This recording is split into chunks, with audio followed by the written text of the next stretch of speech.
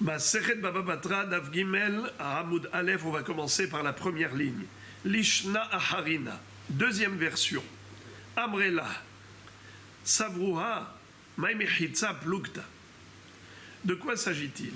On avait vu dans la Mishnah que si deux associés qui étaient copropriétaires de la cour commune, parce que chacun avait sa maison qui donnait sur la cour commune, donc ils étaient propriétaires privés de leur maison, mais ils étaient copropriétaires du Hatzer. À un moment donné, ils ont décidé de se séparer. Alors, comment c'est écrit dans la Mishnah? Ashutafim, Sheratsu, la Asot, Mechitza, Behatzer, Bahatzer, Bonim et Akotel, Baemza. Les Shutafim qui ont voulu faire une Mechitza dans la cour, alors ils construiront le mur au milieu. Et comme on a vu, que Hakol ke minhag Medina, en fonction du minhag Amakom, ainsi sera l'épaisseur du mur. 6 tfachim, ou 5 tfachim, ou 4 tfachim, ou 3 tfachim, ça fait en fonction de ce qu'on a l'habitude de construire avec des pierres gavil, ou des pierres gazit, ou des pierres kfissim, ou des pierres levenim. Donc, chacun va devoir donner 50% et des frais et de la surface nécessaire pour construire le mur dessus. Chacun donne la moitié de l'espace. Mais quelle était la traduction du mot Mechitza? On a vu qu'il y a deux versions. La première version, c'était de dire que Mechitza, c'est Gouda, un mur.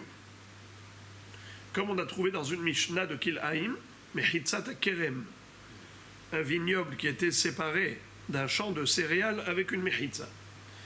Mais, selon la deuxième version, Savroua, les Hachamim ont pensé que Maï Mechitza Plugta. La traduction du mot Mechitza, c'est pas un mur. Mechitza, c'est une moitié. Car on retrouve un pasouk dans la Torah où le mot Mechitza veut dire la moitié. Dirti Vatei Mechitzat Ha'eda. Par exemple, lorsque les Bnei Israël sont revenus du front de guerre, de la guerre qu'ils ont menée contre les Midianim, ils sont venus avec un grand butin qu'ils ont partagé entre les guerriers et la communauté d'Israël, le peuple. Vatei Mechitzat Ha'eda. Alors la Torah nous fait l'inventaire de tout ce que la Ha'eda a reçu, de la moitié du butin. Mechitzat Ha'eda, la moitié du butin qui revenait à la communauté. Là-bas, on ne parle pas d'un mur. On parle de Mechetza, c'est-à-dire la moitié.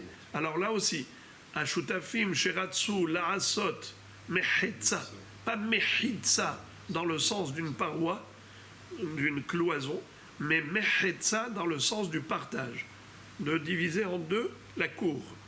Alors à partir du moment où ils ont accepté, ils ont été d'accord de se séparer et de partager la cour en deux, là désormais, ils peuvent obliger l'un l'autre à construire un mur. Bonim et akotel ba'emtza. Plus tard, on verra une kushia de la Gemara. Si tu dis que Mechetza, ça veut dire une moitié, dans le sens où ils se sont mis d'accord pour partager le Hatzer. En d'autres termes, s'ils n'étaient pas d'accord, ils n'auraient pas pu imposer l'un à l'autre le partage de la cour. C'est faux. Deux associés ne sont pas obligés de rester associés toute la vie. Ils peuvent se séparer. Alors pourquoi c'est écrit Ratsu, Ashutafim Sheratsu, la Asot Mechetza? Si on dit que Mechetza, ça veut dire un partage de moitié chacun, alors pourquoi on a besoin de dire Ratsu? La Mishnah dit Hashutafim Sheratsu la Asot Mechetza, qui se sont mis d'accord pour partager, mais ils n'ont pas besoin de se mettre tous les deux d'accord, car même s'il n'y a pas de commun accord, si un seul des deux veut absolument se séparer, eh bien il peut imposer la dissociation. Ils ne sont pas obligés de rester en association. Alors pourquoi il y a écrit le mot Ratsu? La Gemara va répondre que dans la Mishnah, il s'agit d'une petite cour, un Hatzer qui faisait moins de 8 coudées. Et comme il y avait moins de 8 coudées, donc il n'y a pas suffisamment pour avoir 4 coudées pour l'un et 4 coudées pour l'autre. C'est la raison pour laquelle ils ne peuvent pas imposer le partage. L'un ne peut pas imposer à l'autre le partage. Pourquoi? Parce qu'en lui imposant le partage, il lui retire le hatzer. Parce qu'est-ce qui va rester? Par exemple, 3 coudées et demi, c'est pas un hatzer ça. Il ne peut pas lui retirer le hatzer. Il est obligé de rester en association. C'est la raison pour laquelle la Mishnah a dit, mais s'ils se sont mis d'accord, Ashutafim, Sheratsu, Laasot, Mechetza, pas Mechitza, pas une cloison, mais ils ont voulu se partager, alors maintenant qu'ils se sont mis d'accord, et ils ont fait même un kinyan pour s'engager à faire un partage, alors maintenant, ils peuvent désormais imposer l'un à l'autre la construction d'un mur, et chacun doit participer à hauteur de 50% des frais. Alors, Savoie, ils ont pensé les Hachamim, Maï Mechitza, Plugta. Que veut dire le mot Mechitza de la Mishnah? C'est un partage, Plugta. Dirtiv, comme on retrouve une référence thoraïque, Vatei Mechitza Ta'eda. La moitié qui revenait à la communauté, la moitié du butin, c'est sûr que on ne parle pas de mur, on parle d'une moitié. Vekevan deratsu, bonim et un koten, bar le Korhan. Et donc la Mishnah nous dit qu'à partir du moment où ratsu, où ils ont voulu, ils se sont mis d'accord pour se séparer, alors désormais, ils peuvent imposer l'un à l'autre la construction d'un mur. Si c'est ainsi, il en découle une halacha, laquelle, Alma, Hezek Re'iya, Shme Hezek. C'est-à-dire, si on voit que l'un peut imposer à l'autre la participation aux frais, il doit donner 50% des matériaux et de la main-d'œuvre, et même du makom, de la surface où le mur sera construit. Ça veut dire qu'on peut l'obliger à payer. Pourquoi? Pourquoi il est obligé de construire un mur? Il peut dire, mais moi je suis d'accord de partager, mais on peut mettre une ligne blanche par terre, ou bien mettre des morceaux de bois, petit messie passe. Pourquoi il est obligé de construire un kotel? Mashma, que Hezek Re'iya, Sheme Hezek. De là, on peut déduire que le regard de l'autre, s'il me gêne, c'est considéré juridiquement comme un dégât, comme un dommage, comme un nezek. Et donc je peux lui imposer la construction d'un mur de 4 coudées pour l'empêcher de me regarder. Moi, j'ai envie de mener ma vie librement, avec ma famille, je veux être cool, je ne veux pas avoir un regard étranger sur ma vie. Eh bien, est-ce que cette réclamation de dire « je veux me séparer de toi et je veux construire un mur », parce que se séparer, on peut imposer, mais construire un mur, qui dit qu'on peut imposer la construction d'un mur de 4 coudées? C'est parce que on peut considérer que Hezek Re'iya Shme Hezek, le dommage causé par le regard de l'autre, c'est une gêne psychologique qui peut être considérée comme étant un vrai dommage juridiquement parlant. Et si, juridiquement parlant, ça s'appelle Nezek, un homme il n'a pas le droit d'être mazik l'autre. Il doit même payer pour retirer son Nezek.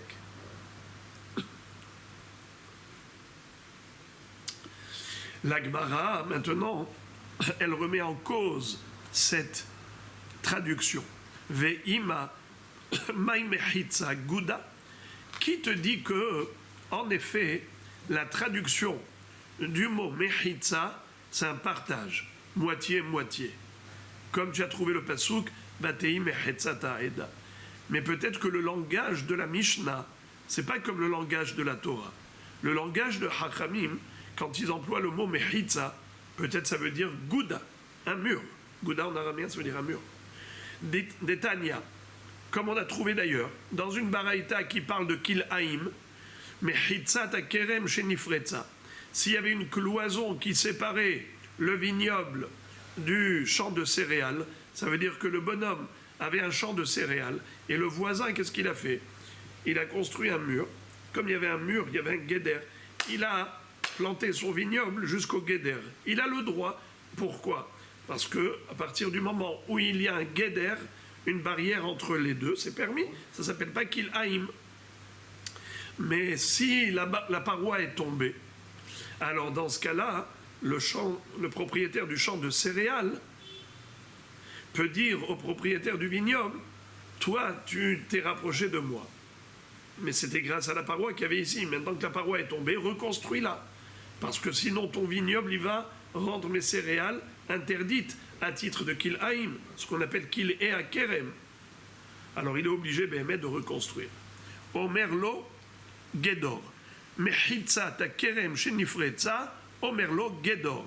La paroi du vignoble qui s'est écroulée, il lui dit reconstruit. Gedor, ça veut dire Geder. Nifretza Omerlo Gedor. Et s'il a reconstruite et à nouveau elle est tombée, eh bien il peut lui imposer la reconstruction. Et si à la fin l'autre lui a dit non, j'en ai marre, Nitia Eshemena, il a fait Yehush, il a dit je ne veux plus reconstruire, ça ne sert à rien, à chaque fois ça retombe. Velo Gedara, il n'a pas reconstruite. Arezekidesh et Hayav Be'acharayuta. Alors maintenant les céréales sont devenues Kidesh, c'est quoi? La Torah dit Pentukdash Amelea, Tukadesh. Maintenant, Kidesh ici, pas dans le sens de Kedusha, mais dans le sens de interdit au profit, comme quelque chose de Kadosh. Puisque c'est devenu Kil Haïm, alors Kidesh, c'est Assour. Assour Ba'ana'a, ne peut pas manger, ne peut pas profiter. À cause de qui? À cause du propriétaire du vignoble qui n'a pas reconstruit la Mechitza. Dans ce cas-là, Hayav Be'acharayuta. Le propriétaire du vignoble va devoir dédommager le propriétaire des céréales. Pourquoi on a cité cette Mishnah qui n'a rien à voir avec notre sujet? C'est que pour avoir une traduction du mot Mechitza. Tu vois que le mot Mechitza, ça peut vouloir dire Gouda, un mur, et non pas Mechetza, qui veut dire partage. C'est la Kushia de la Gemara. Qui te dit que Mechitza ici, c'est dans le sens de Mechetza, partage? Peut-être que c'est dans le sens de Mechitza qui veut dire cloison. Et alors, qu'est-ce que ça change? Metama deratsu, haloratsu, en mechaivinoto, alma, hezek riya loshme hezek. C'est-à-dire, la raison pour laquelle on peut imposer l'un à l'autre la participation aux frais de la construction du mur. Pourquoi? Parce que depuis le début, ils se sont mis d'accord, ils se sont engagés, ils ont fait un kinyan. Ashutafim chez Ratsu. La Asot Mechitza, ils ont été d'accord de construire le mur. Puisqu'ils ont été d'accord et ils ont signé un engagement en quelque sorte, pas signé un engagement, façon de parler, ils se sont engagés l'un envers l'autre de participer aux frais, maintenant ils ne peuvent plus faire marche arrière. Une fois qu'ils se sont engagés, chose promise, chose due, donc ils doivent assumer. Donc Tama Deratsu, toute la raison pour laquelle ils doivent construire, c'est parce qu'ils se sont mis d'accord pour la construction. Haloratsu. Mais s'ils ne s'étaient pas mis d'accord pour cette construction du mur, En mehaivinoto, on ne peut pas imposer l'un à l'autre la construction d'un mur. Alma. Donc, Hezek Reiya, Loshme Hezek, Lavshme Hezek, c'est-à-dire, de là, on peut déduire que juridiquement parlant, le regard de l'autre, même s'il me gêne, il n'est pas considéré comme étant un dommage. Parce que si c'était considéré comme un dommage, donc j'aurais pu lui imposer la construction du mur, même s'il n'était pas d'accord. Si on voit qu'il faut son accord, sous-entendu que sans l'accord, on ne peut pas lui imposer. Donc ça veut dire que Ezek Reiya, Losh mais Ezek. Alors si on dit que la traduction du mot Mechitza, ça veut dire une cloison, et non pas Mechetza, un partage, alors le résultat, c'est l'inverse.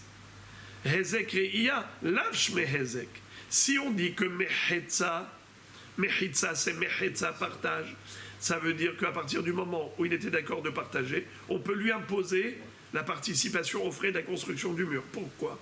Parce que Hezek Reiya, Shme Hezek, le regard, c'est considéré comme un vrai dommage, et donc je peux t'imposer participation aux frais pour retirer ton regard.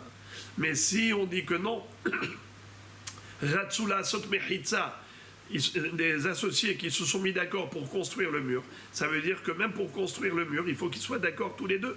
On ne peut pas imposer l'un à l'autre la construction du mur. Ça veut dire que le regard de l'autre, juridiquement parlant, n'est pas considéré un ézec à tel point de pouvoir lui imposer des frais. Alors, qui te dit que la traduction du mot Mechitza, c'est Mechetza, partage, et donc Ezek Reiya Shme Ezek, mais peut-être on peut dire le contraire, que Mechitza, c'est une cloison, Et si c'est une cloison, il faut d'abord qu'ils soient d'accord tous les deux de construire la cloison. C'est là qu'on leur impose à chacun participation à hauteur de 50% des frais. Mais s'ils n'étaient pas d'accord, on n'aurait pas pu imposer. Ça veut dire que Ezek Riya loch me Ezek. Alors la question elle est au niveau halachique. Qui te dit que Ezek Riya shme Ezek? Peut-être que Ezek Riya loch me Ezek. Et la traduction du mot Mechitza, c'est pas Mechitza, c'est Gouda, c'est un mur.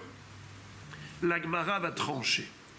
Elle va dire, non, c'est pas possible de dire, selon cette version où on a dit que Mechitza, c'est un partage. La Gemara dit, c'est impossible de dire que ici, Mechitza, ça veut dire une cloison. Pourquoi? Car si c'était ainsi, Iachi, si c'était ainsi, Bonim et Akotel, Bonim Oto mi Baele.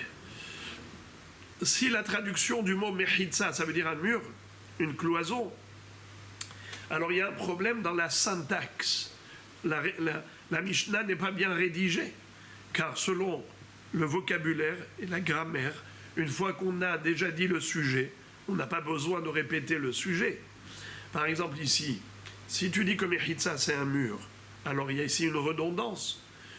Ashutafim sheratzu la'asot Mechitza b'hatzer bonim et akotel ba'emtza. C'est quoi Mechitza? C'est kotel. C'est quoi kotel? C'est Mechitza. Alors c'est comme si je t'avais dit Ashutafim sheratzu la'asot kotel ba'emtza bonim et akotel ba'emtza. Pardon. Ashutafim sheratzu la'asot kotel ba'hatzer bonim et akotel ba'emtza. Tu répètes pas deux fois le mot kotel, ça n'a pas de sens. Une fois qu'on a mentionné le sujet, alors il suffit de dire lui le kotel. En français, des associés qui ont voulu faire un mur, c'est-à-dire construire un mur dans la cour, alors ils le construiront. Ils le construiront. On sait qu'on parle du mur. On n'a pas besoin de dire ils construiront le mur, on a déjà parlé du mur. Alors voilà la raison pour laquelle on est obligé de dire que Mechitza, c'est pas un mur. Mechitza, c'est un partage. Si ils ont voulu partager, alors ils pourront imposer l'un à l'autre la construction du mur. Et pourquoi? Parce que Ezek Reiyash me Ezek, le regard de l'autre qui me gêne est considéré comme un vrai dommage.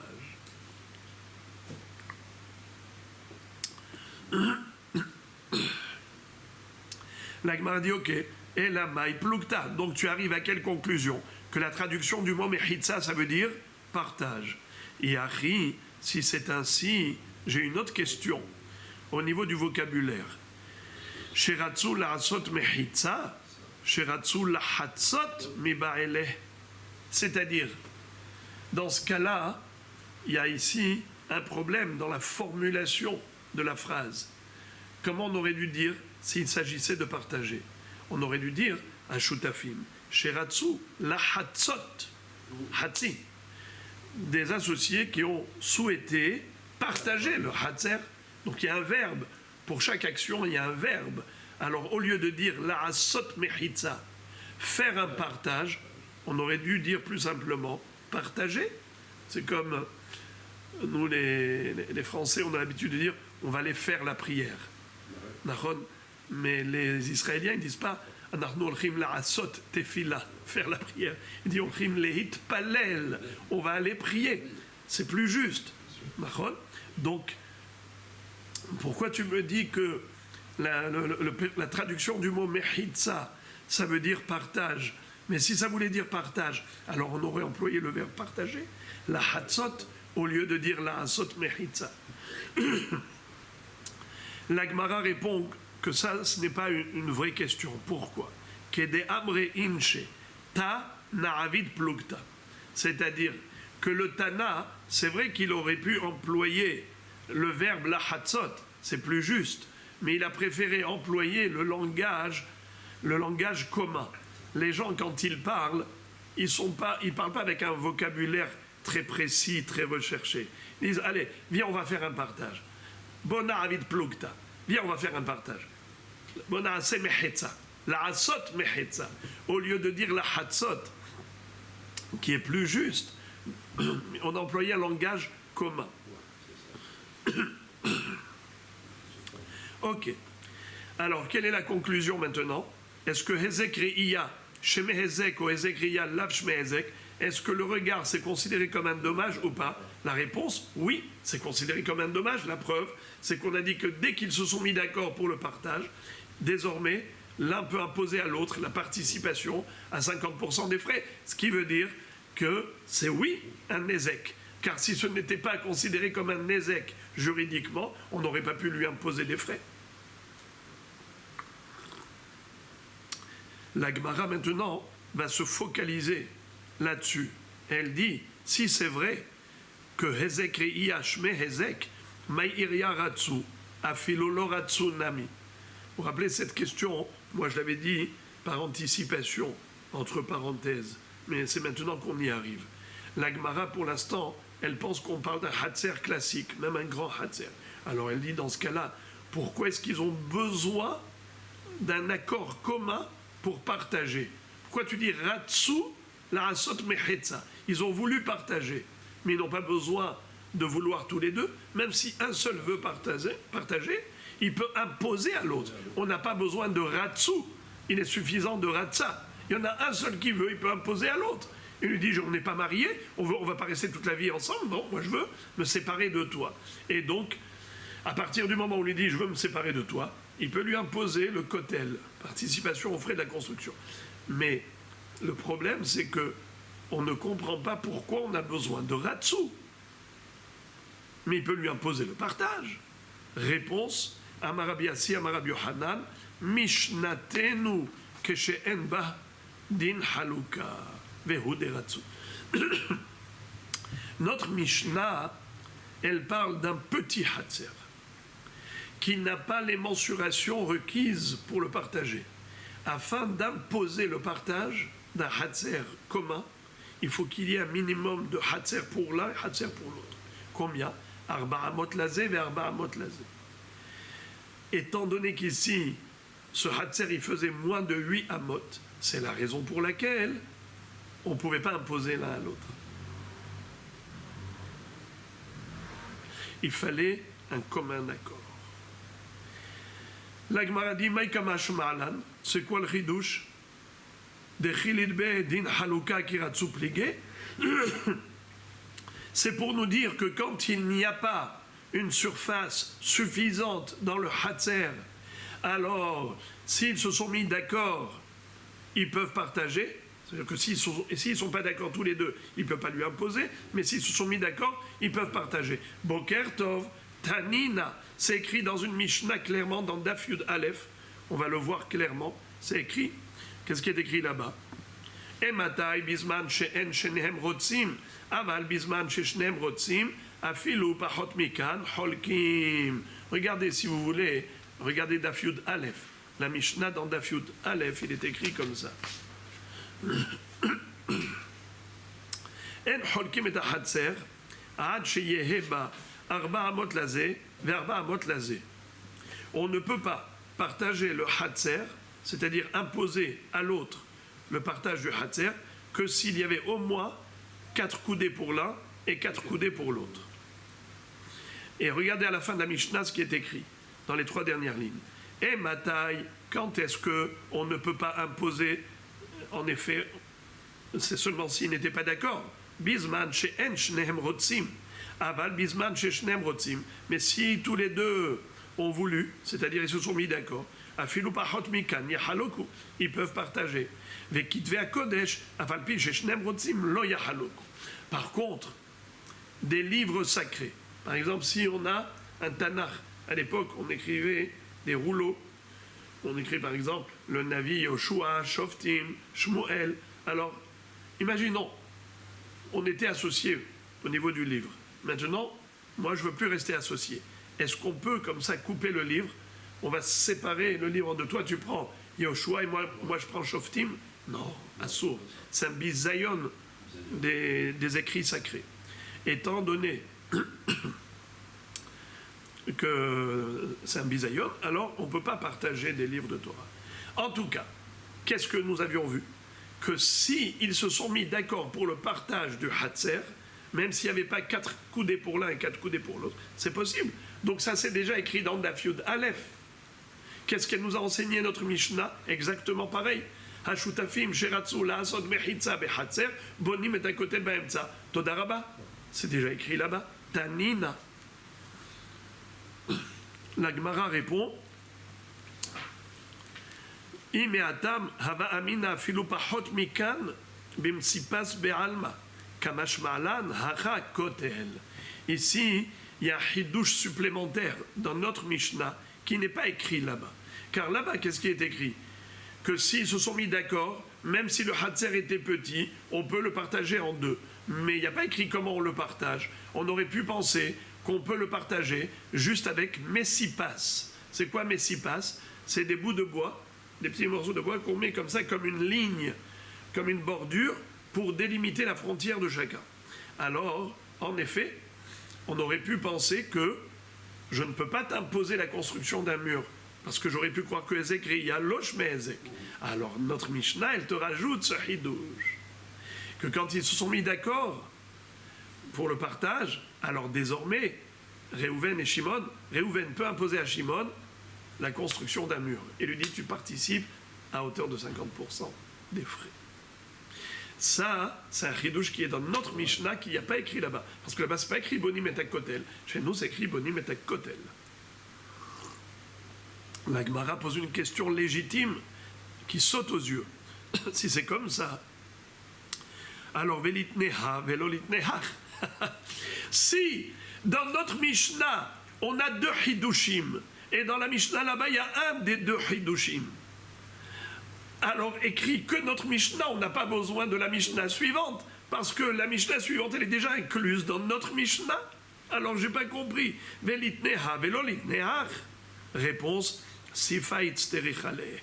Et kitvea kodesh, avalpi sheshnem rotzim, lo yahaloku. Tu veux savoir pourquoi on a écrit la deuxième Mishnah? C'est parce que il y a une suite qui n'est pas écrite chez nous. Et kitvea kodesh, lo yahaloku. Quand est-ce que ça dépend de leur bon vouloir de partager, même si le Hatzer était très petit, s'ils se sont mis d'accord, ils peuvent le partager. Ils ont le droit. C'est uniquement dans quelque chose de profane, comme un Hatzer, comme une cour. Mais des Kitvei HaKodesh, le Tanakh, t'as pas le droit. Même s'ils se sont mis d'accord, lo yahaloku, ils peuvent pas partager. Ça, c'est le Hidouche de la Mishnah suivante. Mais en introduction de ce Hidouche, on a écrit quelque chose qui était déjà écrit chez nous, dans notre Mishnah. Je saute la parenthèse et je reprends à partir de Bemai Okimta. Vous voyez, tout ce passage-là qui est entre parenthèses, je le saute. Je reprends depuis Bemai Okimta. Bemai Okimta le matnitin. Beshen badin haluka. Qu'est-ce que tu as dit? Qu'est-ce qu'a dit Rabbi Yohanan? Que notre Mishnah, elle parle de quel style de Hatzer? De quel genre de Hatzer? Un Hatzer qui est petit, qui n'a pas 8 coudées. Il n'y a pas suffisamment pour avoir 4 coudées pour l'un et 4 coudées pour l'autre. Nachon? C'est de cela qu'il s'agit. Alors, Ibeshen badin haluka kiratsu maihave nihderu behu. La Gemara maintenant va se focaliser sur un petit détail. Lequel?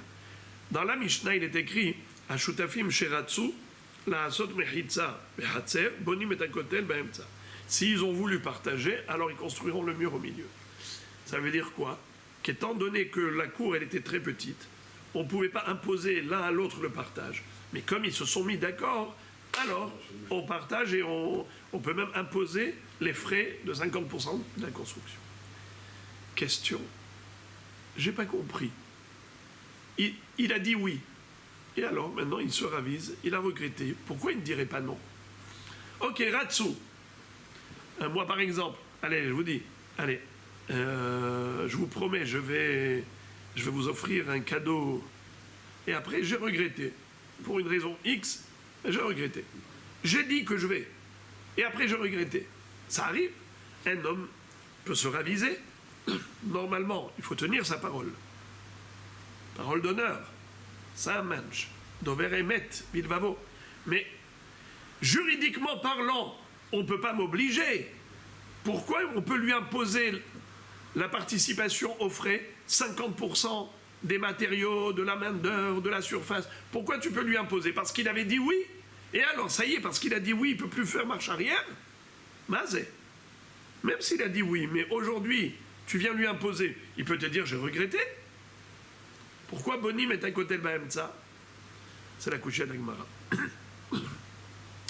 L'Agmara répond Amar Rabbi Assi, Amar Rabbi Yohanan, Shekanu Miyadan. Ils ont fait Kinyan. Par exemple, comme le Hatan sous la Houpa. Le Rav lui donne un Keli qu'il doit soulever pour s'engager à respecter toutes les clauses de la Ketouba. L'Agmara dit Vechi Kanu Miyadan Maïhave, Kinyan Devarim Be'al Mahu. J'ai pas compris. Même s'ils ont fait Kinyan, mais c'est un Kinyan pour des paroles. C'est pas un Kinyan, par exemple, Halipin. Je te donne ça, je te donne un Keli, en contrepartie, tu me donnes quelque chose de concret. Mais là, il n'y a rien de concret. Ce que des paroles qui s'envolent, c'est quelque chose d'abstrait. Qu'est-ce qu'il a obtenu en contrepartie du Kinyan qu'il a fait avec le Soudar qu'il a soulevé? Une promesse, mais c'est Kinyan Devarim, c'est que des Diborim. Réponse, Beshekanu Miyadan Beruchot. En fait, c'est pas de l'abstrait, c'est pas que des paroles. Il lui a donné une part dans son Ruach. Les Arba Ruchot, c'est les 4 points cardinaux. Arba Ruchot, le nord, le sud, l'est et l'ouest. Alors en fait, comme ça, au début, quand ils étaient associés, chacun pouvait se servir de la totalité du Hatzer. Donc, les deux, Réhouven et Shimon, étaient propriétaires des 100%. Mais quand ils ont décidé de se séparer, ça veut dire quoi? Par exemple, l'un il habitait au nord, l'autre il habitait au sud. Alors il lui dit, Réhouven à Shimon, moi je te donne ma part dans le sud, et toi tu me donnes ta part dans le nord. Ça veut dire que concrètement, il y a un terrain qui appartenait à chacun, qui avait une part de partout. Maintenant, chacun va donner à l'autre. Donc le kinyan, c'est un kinyan sur quelque chose de concret. Le karka, beruchot. Donc c'est pas kinyan devarim. Entre parenthèses, Tosfot pose une question, ils disent, mais on a vu que, oui, même pour des dvarim, on peut faire kinyan. Par exemple, matne shomer hinam liot keshoel. La Gemara dit, un shomer hinam, normalement, il est hayav que bepshia, que s'il a négligé la surveillance.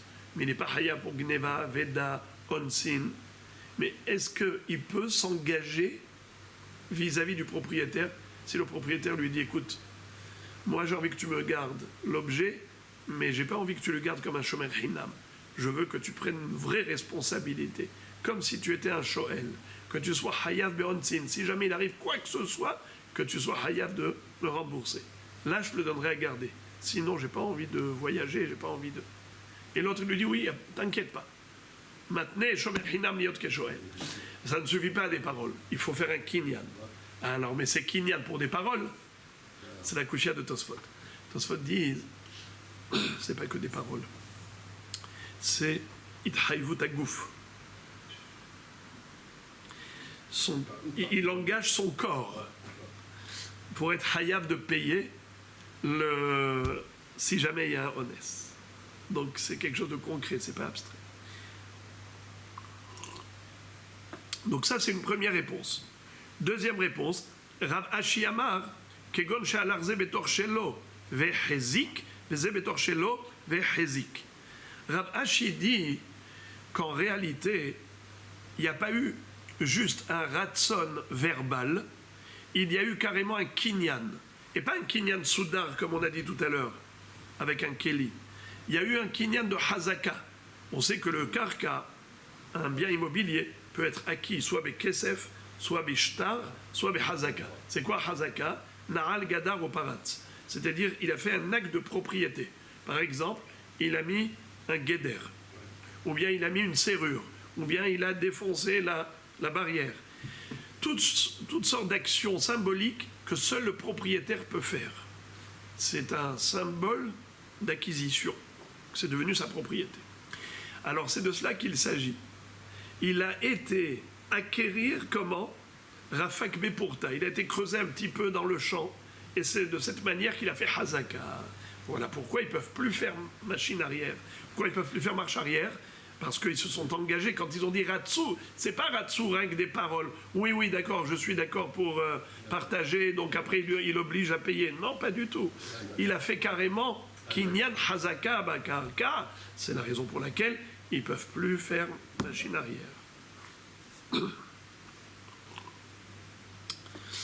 Et maintenant, la Gemara va traiter un autre sujet de la Mishnah.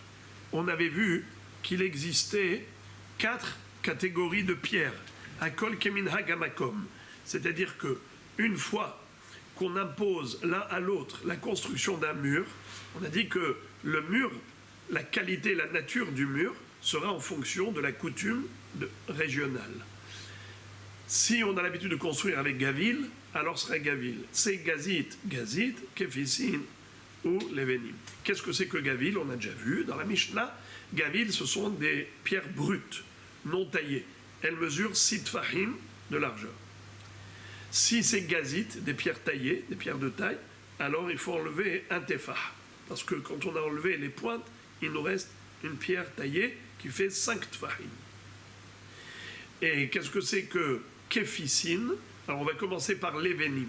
L'Evenim, c'est des briques. Elles font 3 tfahim par 3 tfahim. Si on coupe en deux, on a scindé, sectionné la brique, on a 2 fois 1,5. Alors après ça, ils avaient l'habitude, pour que ce soit plus solide et plus isolé, ils mettaient du ciment, de l'argile au milieu des 2 moitiés. Donc on avait l'épaisseur du mur qui faisait 4 fahim. 1,5 à droite, 1,5 à gauche, et au milieu, au centre, on a mis un tefah de ciment. Ça s'appelle kefisin. Alors, l'Evenim, c'est des briques telles quelles, 3 tefahim. Si c'est kefisin, il faut 4 fahim. Hein? Alors, maintenant, la Gemara, elle va s'interroger par rapport à ces traductions. Elle va remettre en cause la traduction. Et ensuite, elle va nous expliquer pourquoi c'est comme ça qu'il faut expliquer. Commençons. Gavil avne de lo meshapia. Gazit avne de meshapia. Gavil, ce sont des pierres non taillées. Gazit, ce sont des pierres taillées. Dirtiv, comme il est écrit dans le Sefer Melachim à propos du palais royal qu'a construit Shlomo HaMelech pour habiter dedans, il est écrit qu'il les a construits avec des pierres de taille. Kol ele avanim yekarot kemidot gazit. Il a construit avec des pierres lourdes comme des pierres de taille, des pierres taillées.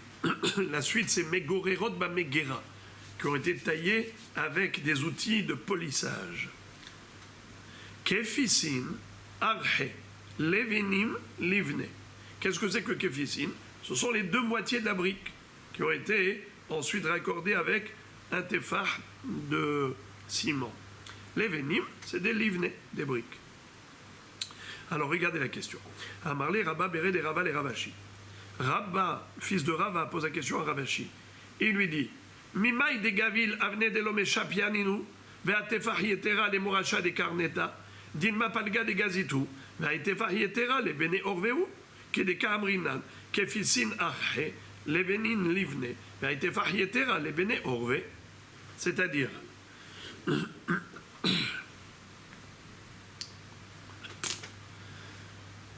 il remet en cause la traduction de Gavil. Tu as dit que Gavil, ce sont des pierres non taillées, des pierres brutes. Et pourquoi est-ce que le Gavil, il a un tefah de plus que le Gazit? C'est parce que Gazit, on l'a taillé, alors on a perdu les pointes. Il dit, mais qui te dit que c'est ça? Peut-être que c'est pas ça du tout. Peut-être que Gavil, c'est exactement comme Gazit, des pierres taillées. Et donc elles font 5 tfahim. Simplement. Le Gavil, pourquoi il a un tefah de plus? C'est parce qu'on a pris la pierre Gazit et on l'a fendue. On l'a scindée en 2. Et ensuite on a mis un tefah de ciment entre les 2 épaisseurs, entre les 2 moitiés. Alors ça nous fait 2,5 d'un côté, 2,5 de l'autre. Un tefah au milieu, ça fait 6 tfahim. Qui te dit que c'est pas ça? Exactement comme tu as dit pour Kefisin, que ce sont des levenim scindés en 2 avec un tefah de ciment au milieu, peut-être que c'est exactement pareil pour Gavil et Gazit.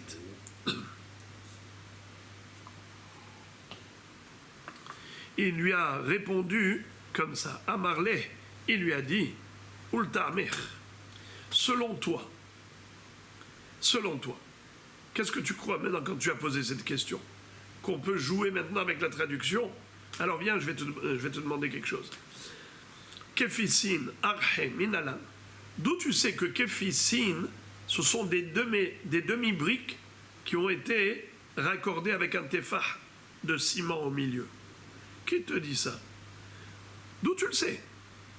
Qui t'a dit que kefisin c'est ça? Et la Gemara Gmerela, Gavil Nami, Avne de l'homme Shapia, Gemara Gmerela. La traduction du vocabulaire, comment on connaît cette traduction? Comment on est arrivé à la traduction? Eh bien, parce qu'on a reçu le vocabulaire. Comment tu sais que Aleph c'est Aleph, Bet c'est Bet, Gimel c'est Gimel? Eh bien, on a une transmission, on a une tradition. Eh bien, la même chose. La traduction du mot Gavil, ce sont des pierres brutes, des pierres non taillées. Eh bien, Gemara, Gmerela, on a reçu Gemara, c'est-à-dire enseignement de nos ancêtres pour la traduction. Mais il n'y a pas de question. Tu me poses une question, mais qui te dit que c'est ça la traduction? Mais cette question, tu peux pas la poser, parce que tu vas poser la même chose pour n'importe quoi. Qui te dit que c'est ça la traduction? Comme tu es obligé d'admettre pour Kefisin que c'est ça la traduction, tu es obligé d'admettre que Gavil c'est ça la traduction. Gemara, Gmerela. Ça c'est une version de ce débat. Mais on a une deuxième version qu'en fait il lui a posé la question à l'envers. Regardez. Et Kade Amre, Amarle Rava Habere de Rav Ivia les Rav Ashi. D'abord déjà c'est pas Rabba le fils de Rava, c'est Rav Habere de Rav Ivia. Et lui il a posé la question à Rav Ashi différemment. Comment? Il lui dit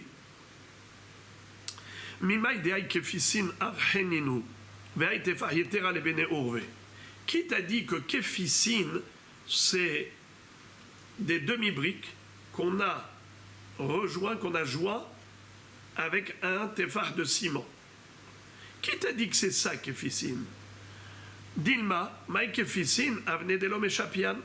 Peut-être que Kefisin, ce sont des briques qui n'ont pas été bien formées. Ça peut être des pierres qui font 4 fahim. Pourquoi? Parce qu'ils ont des pointes. Et ensuite, lorsqu'on les a limés, on les a polis, et bien après le lissage, maintenant on a des briques de 3 fahim. Les moracha des carneta, c'est pour les pointes. Exactement comme on a dit pour Gavil et Gazit. Qu'est-ce qu'on a dit pour Gavil et Gazit? Gavil avenait de l'homme Échapian. Gazit avenait de Méchapian. Comment on a traduit le mot Gavil? On a dit que c'est des pierres non taillées, des pierres brutes. Et Gazit, des pierres taillées. Les moracha des carneta. Et on a dit que le tefar qu'il y a en plus dans le Gavil par rapport à Gazit, c'est par rapport aux pointes qui n'ont pas été taillées. Alors dans ce cas-là, pareil, tu pourrais dire la même chose. On a les lévénim, c'est des briques bien moulées. Et on a des kfissim, c'est celles où il y a des pointes qui sortent parce que ça a été fait grossièrement. Alors il lui a répondu à l'envers. À Marley ou le Tarmir, il lui dit d'après toi, d'où tu sais que Gavil avenait de l'homme Échapian? Gavil avenait de l'homme Échapian minalan. Comment tu connais la traduction du mot Gavil pour dire que Gavil, c'est des pierres brutes? Et la Gemara Gmerela, c'est parce que le vocabulaire, on l'a reçu par tradition. Achaname Gemara Gmerela.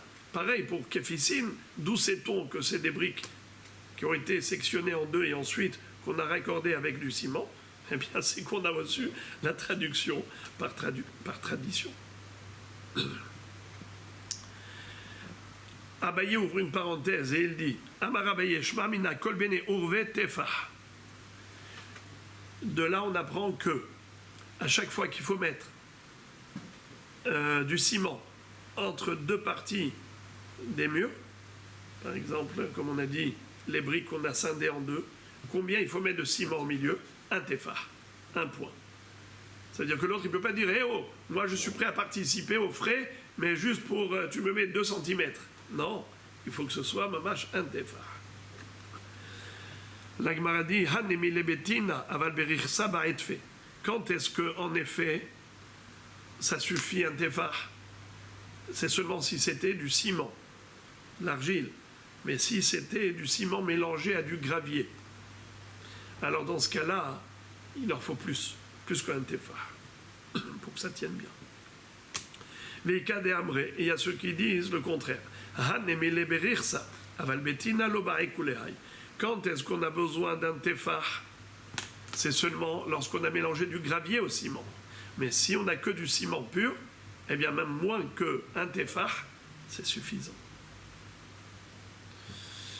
Et maintenant, la Gemara va ouvrir une deuxième parenthèse. Elle va dire, quelle est la taille du mur? Quelle est la hauteur du mur?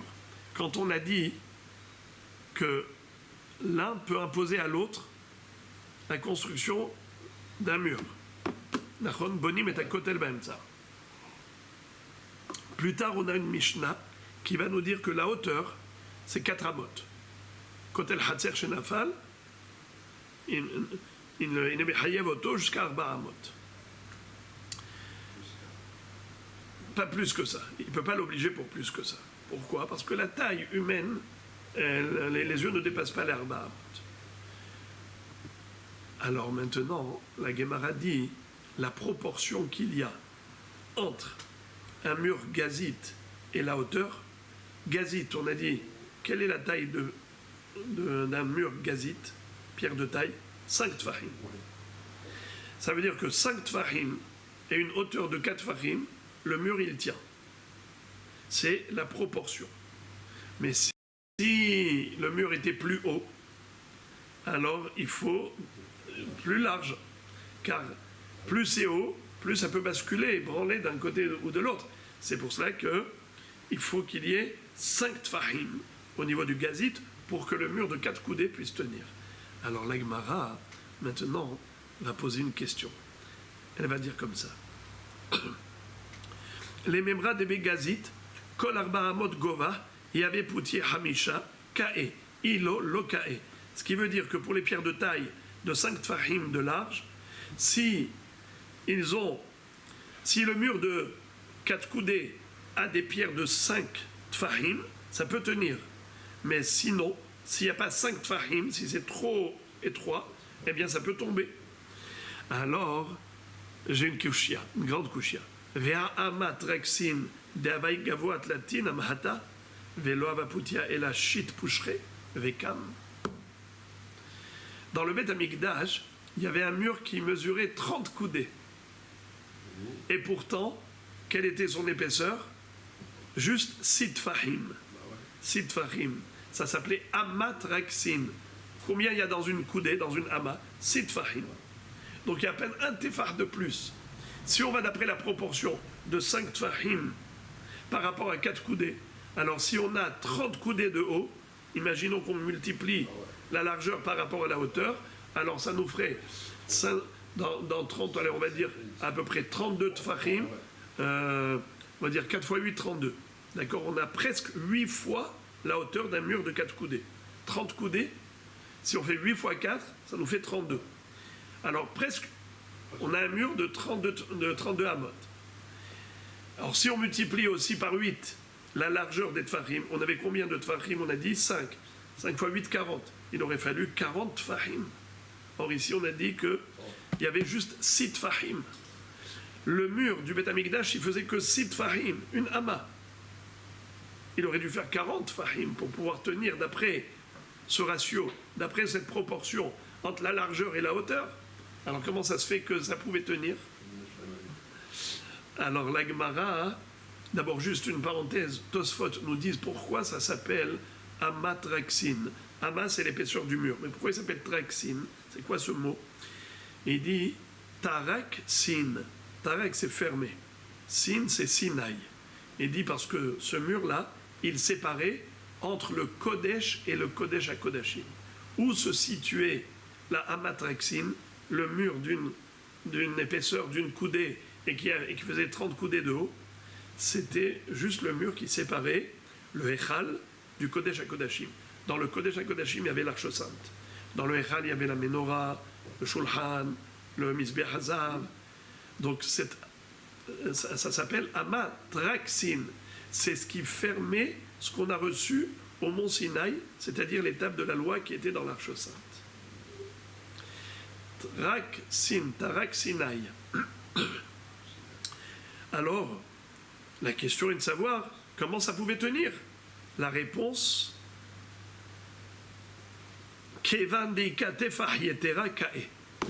incroyable. Étant donné qu'il y avait un tefar de plus, on a dit tout à l'heure que 5 tefahim étaient nécessaires pour 4 coudées. Mais si tu rajoutes encore un tefar, tu peux aller beaucoup plus haut, jusqu'à 30 coudées. Où est-ce qu'on retrouve cette notion que quand on rajoute et on émet haber, ça renforce beaucoup plus de manière exponentielle? On retrouve ça par exemple, c'est écrit dans Parashat Bechukotai, Veratfu mikem hamisha mea ou mea mikem revava irdofu.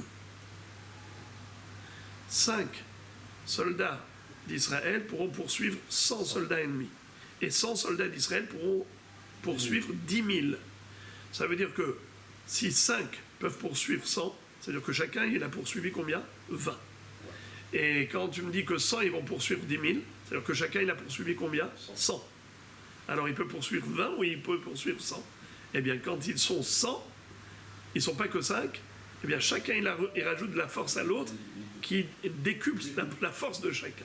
Donc là, les 5 tefahim, ils se renforcent grâce au 6e tefah et ils obtiennent la force de pouvoir tenir jusqu'à 30 coudées. Alors la Gemara maintenant pose une question. Elle dit, on sait que dans le Bayit Sheni, dans le 2e Beth Amikdash, à la place du mur qu'a construit Shlomo HaMelech dans le premier Beth Amikdash qui s'appelait Amatraxin, il y avait là-bas un rideau, une double parochette. Entre les deux parochettes, il y avait une ama entre les deux.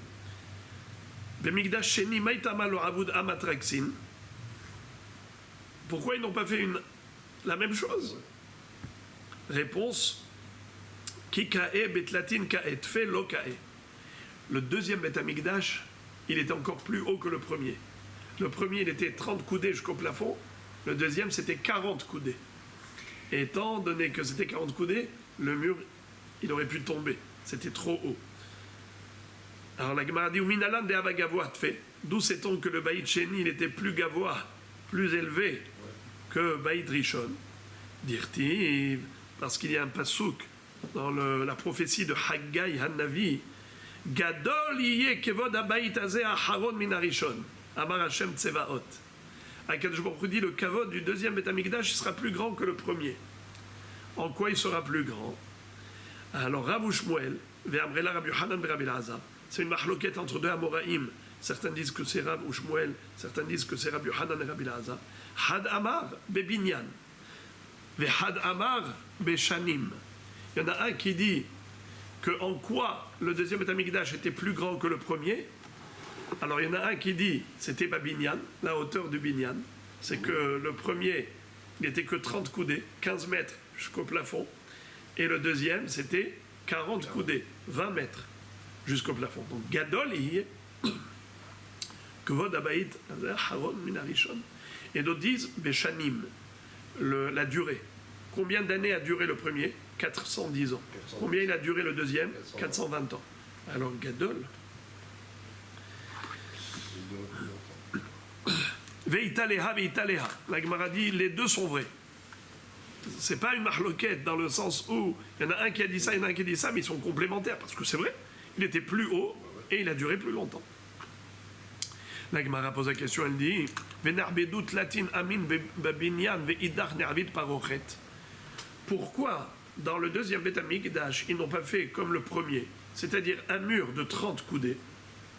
Ah, et le reste, qui mettent un rideau. Au lieu de faire entièrement un rideau, qui mettent le rideau là où ils sont obligés. Parce que tu as dit, on ne peut pas faire plus haut. Il peut tomber. D'accord. Alors qu'ils fassent jusque là où ça peut tenir. La Gemara dit, Ki kae tlatin amhata nami agav tikra ou ma'aziva vakae. Blo tikra ou ma'aziva lo vakae. C'est-à-dire, la Gemara dit, le premier Beth Amikdash, il avait un mur qui était de 30 coudées, on a dit parce qu'il y avait une épaisseur de 6 tfahim, ça ne suffit pas. Il y a un deuxième facteur qui le tenait, c'est quoi? C'est la tikra, le plafond. Étant donné qu'il y avait du ciment qui collait le mur au plafond, eh bien ça aussi, ça l'empêchait de tomber. Donc il y avait les deux facteurs réunis. Alors que là, dans le deuxième Beth Amikdash, si le mur va s'arrêter à hauteur de 30 coudées, il n'y a pas le plafond pour le tenir, là il peut s'écrouler. C'est pour cela que on ne pouvait pas faire 30 coudées bébignan et 10 coudées par ochet pour avoir les 40. C'est pas possible. Parce qu'il aurait pu s'ébranler. Alors la Gemara dit, ok, Veliavid Madef Char bébignan, Veliavid Idar par ochet. Pourquoi on n'a pas fait un mur qui puisse tenir? Par exemple, si 20 coudées ça peut tenir, eh bien qu'il s'arrête à 20 coudées. Et les autres 20 coudées en parochet. La Gemara répond, Amar Abaye, Gmire, Ikilhu bebinyan, Ikulhu beparochet. Non, c'est ou entièrement mur, ou entièrement rideau. Sur quoi il s'appuie? Ikulhu bebinyan, mi mikdash. Ikulhu beparochet, mi mishkan. Qu'est-ce que ça veut dire? Nous avons deux références du sanctuaire. Le Mishkan, construit par Moshe Rabbeinu, et le Mikdash, construit par Shlomo HaMelech. Alors tu dois te référer ou à ce sanctuaire, ou à ce sanctuaire. Si tu te réfères au Mishkan, alors c'est que du rideau, car c'était le rideau qui séparait le Kodesh du Kodesh à Kodesh. Et si tu te réfères au Mikdash de Shlomo HaMelech, c'était qu'un mur qui allait de haut en bas. Alors tu ne peux pas faire moitié-moitié. Tu dois te référer à l'un des deux sanctuaires. Et maintenant, on va terminer le sujet avec une autre question. Ibaya leu, hen vesidan, odilma hen belosidan. C'est-à-dire, lorsque la Mishnah nous a donné des mensurations, elle nous a dit à kol keminhag amedina. Tout est en fonction du minhag, minhag amakom. Si on a l'habitude de construire ici avec du gavil, ce sera 6 tfachim. Gazit, 5 tfachim. Kefisin, 4 tfachim. Levenim, 3 tfachim. Question. Est-ce que ça inclut le sid ou ça n'inclut pas le sid? À l'époque, ils avaient l'habitude de recouvrir le mur avec de la chaux, avec du plâtre. Alors, ça a une certaine épaisseur, cette couche. Est-ce qu'elle est prise en compte ou elle n'est pas prise en compte? Ça veut dire quand on a dit 6 tfachim, 5, 4, 3, c'est juste les pierres elles-mêmes, mais il faut rajouter ensuite l'espace du sid. Ou bien on va dire non. Quand on a parlé de 6, 5, 4, 3, ça inclut déjà le sid. Ça veut dire que la pierre elle-même, elle est plus petite, mais avec le sid, on obtient le résultat qu'on a vu dans la Mishnah. Alors, répétons. Ibaya Léo, ils se sont posé la question. Hen vesidan, odilma hen belosidan. Eux avec leur chaux, ou bien eux sans leur plâtre. Amar Rav Nachman bar Yitzhak, mistabra hen vesidan. Pourquoi? Lui, Rav Nachman bar Yitzhak va dire, la logique veut que la Mishnah, quand elle a parlé de ces mensurations, elle a inclus le sid. Deis al kada'atar hen velosidan.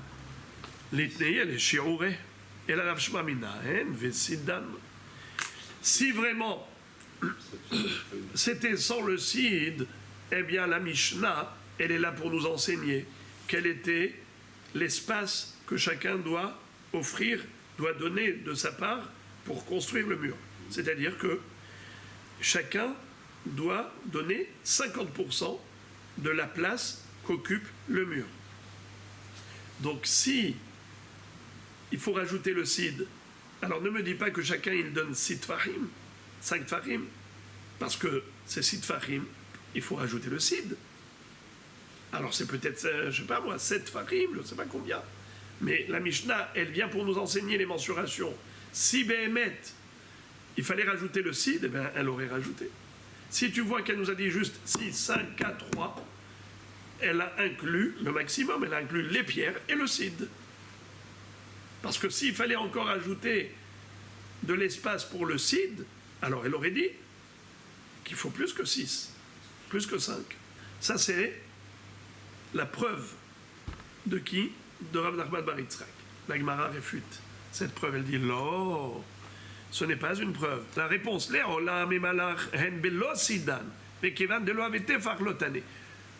on peut très bien dire que les sid fachim, c'est sans le sid. Il faut rajouter encore pour le sid. Alors pourquoi on n'en a pas parlé? Parce que ce n'était pas d'une mesure d'un tefah. Ça n'arrive pas à un tefah. La Gemara dit, ah bon, c'est pour cela qu'on n'a pas mentionné le sid, parce que ça n'arrive pas à la taille d'un tefah. Veha katane bilvenim, zenoten tefah ou mechetza. Vezenoten tefah ou mechetza. C'est-à-dire, on a bien parlé d'un demi-tefah dans la Mishnah, quand on a dit que chacun va donner pour les levenim, par exemple, un tefah et demi, on a dit un tefah et demi, pour les gazites, celui-là donnera 2,5, celui-là donnera 2,5 pour faire 5. Donc on a bien parlé des demi. Pourquoi tu me dis que dans la Mishnah on ne parle pas des demi? C'est faux. La Gemara répond, Hatam hazel itztaroufé. Quand on a parlé de demi et demi, ça fait un tefah. Alors 1,5, ça fait 3 tefachim. On arrive à un chiffre rond. 2,5 et 2,5, ça fait 5. On arrive à un chiffre rond. Mais le sid, même si tu vas cumuler, on n'arrive pas à un tefah. C'est pour ça qu'on n'en a pas parlé. Mais fort possible qu'on parle de hen vesida. On n'a toujours pas résolu le problème. La Gemara, elle essaye de résoudre la question par une Mishnah de Masechet Eruvin. Tashma, Hakora she'amru, Rehava kedel lekabel ariyah, Vea ariyah, Hatzi levena shel shlosha tefahim.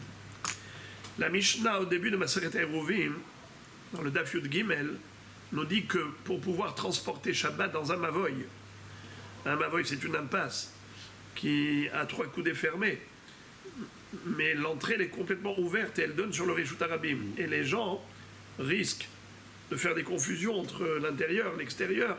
Alors il faut qu'il y ait une poutre en horizontale ou un poteau en vertical, comme Siman, donc la Korah, à l'entrée du Mavoy, c'est ce qui permettait de transporter à l'intérieur du Mavoy. Mais il faut qu'elle ait une largeur minimale. Quelle est la largeur de la Korah? Un tefah. Pourquoi? Pour pouvoir tenir Ariyah. C'est-à-dire que si je mets une demi-brique sur la Korah, elle peut tenir. Elle ne va pas tomber. Alors, Rehava, comment c'est écrit? Hakora She'amru, Rehava Kedele Kabel Ariyah. Pour pouvoir supporter un Ariyah. Et c'est quoi Ariyah? La Mishnah nous dit, Veha Ariyah Hatzi Levena Shel Shosha Tfachim. Une demi-levena de 3 tfachim. Et là-bas, tu vois bien que on ne parle pas de construire avec du sid. Parce que là-bas, ce n'était pas pour construire. C'est juste des références. Et pourtant, qu'est-ce qui est écrit? 3 tfachim. Donc on parle sans le sid. Alors voilà, on a une preuve que, est-ce que c'est avec sid ou sans sid? C'est sûr que c'est sans le sid, puisqu'il y a écrit Levena shel shlosha tefachim. Et là-bas, on n'a pas mis de sid. La Gemara dit, ce n'est pas une preuve. On peut réfuter cette preuve. Pourquoi? Hatam berav revata. Peut-être qu'il existe 2 sortes de levena, grandes et petites. Les grandes, elles sont de 3 tfachim. Les petites, elles font par exemple un peu moins de 3 tfachim, légèrement moins. Allez, on va dire 2 cm de moins. Et donc il est possible que là-bas dans Eruvin, on a parlé des grandes, et chez nous on parle des petites. Alors par exemple, on va dire 2 cm, ok, en moins. Les pierres, elles font 3 tfachim moins de 2 cm. Après, tu mets 1 cm de chaud d'un côté, 1 cm de chaud de l'autre côté, ça te fait 3 tfachim. Ça veut dire qu'on n'a toujours pas de preuve que chez nous, on a parlé de hen belosidan. Il faut dire que c'est hen vesidan. On est toujours dans le même dilemme. Et la Gemara dit, c'est pas tiré du chapeau, c'est précis. Daikanami de katane, shel shloshat fahim, miklal de ikazutra, shmamina. Tu vois que là-bas c'est écrit que la Korah du Mavoy, elle doit pouvoir soutenir un hariyah. Et c'est quoi le hariyah? C'est une demi-brique de 3 tfahim. Pourquoi nous a dit une demi-brique de 3 tfachim. Mais si toutes les briques étaient pareilles, qu'il n'y avait pas des grandes et des petites, alors on n'a pas besoin de dire de 3. Pourquoi on a besoin de nous donner la taille d'une brique de 3 tfachim? Mais toutes les briques, elles font 3 tfachim. Si on avait besoin de préciser l'evena shel shlosha tfachim, ça veut dire qu'il existe des levenas qui ne sont pas shel shlosha tfachim. Alors, même chez nous, on peut dire qu'on parle d'une petite brique et qui arrive à 3 tfachim grâce au sid. Donc on est toujours dans la question, est-ce que c'est hen vesidan ou hen velosidan?